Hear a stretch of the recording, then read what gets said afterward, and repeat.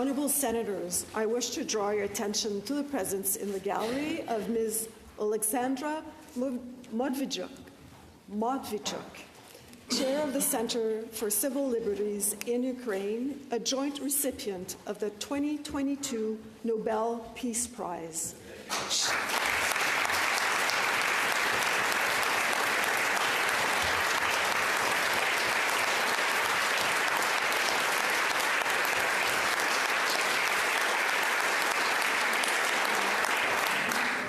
And she is the guest of the Honourable Senator Kutcher. And on behalf of all senators, I welcome you to the Senate of Canada.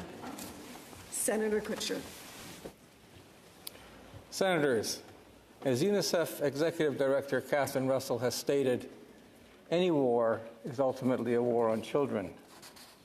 Or as those in this chamber of my generation will recall, war is not healthy for children and other living things. Currently, there are upwards of 100 armed conflicts raging across the globe that put children directly into the crosshairs of destruction. These children have had no say in the machinations of deluded leaders or the unleashing of weapons that spew death. These children have had their childhoods snatched away. These children have died, been physically or psychologically maimed, have lost a parent or a loved one, or have been abducted and forced to leave all that was precious and dear to them. Colleagues, but for the grace of God and good luck, those children could have been our children. They could have been our grandchildren. In a way, all children are our children and our grandchildren. And this is not the life that we want them to experience. The Russian genocidal war on Ukraine is but one example of the horrors that war unleashes on the most innocent. In Ukraine, about 7 million children are experiencing, directly or indirectly, the horrors of war. Many thousands have been deported or forcefully displaced, disappeared, become victims of sexual violence, have been wounded, or died.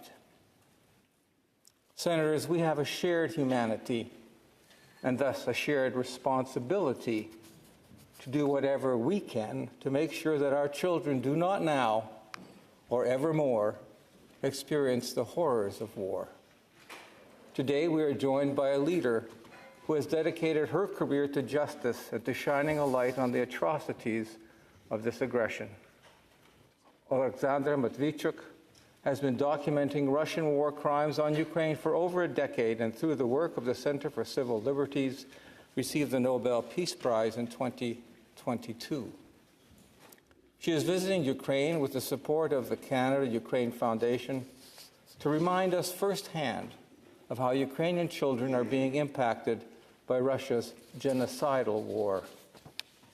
Irpin, Bucha, Mariupol, and now Kharkiv, to name only a few, are places that will live in infamy. Their children have paid an unfathomable price just because they happen to live in Ukraine. All this because of the delusions of a hostile, imperialistic autocrat and, sadly, the lack of resolve from Western nations to step up quickly and properly to protect these children. We in this chamber can do something about this. We must continue to increase our support to Ukraine so it can rapidly defeat Russia. We must make further commitments to the recovery and rehabilitation of those children who will carry the scars of this conflict for their entire lives and into generations yet unborn. We must act with more haste and more resolve. Colleagues, as I have said, these children are our children. What are we going to do to keep our children safe? What are we going to do to give our children the childhood that they need? Thank you.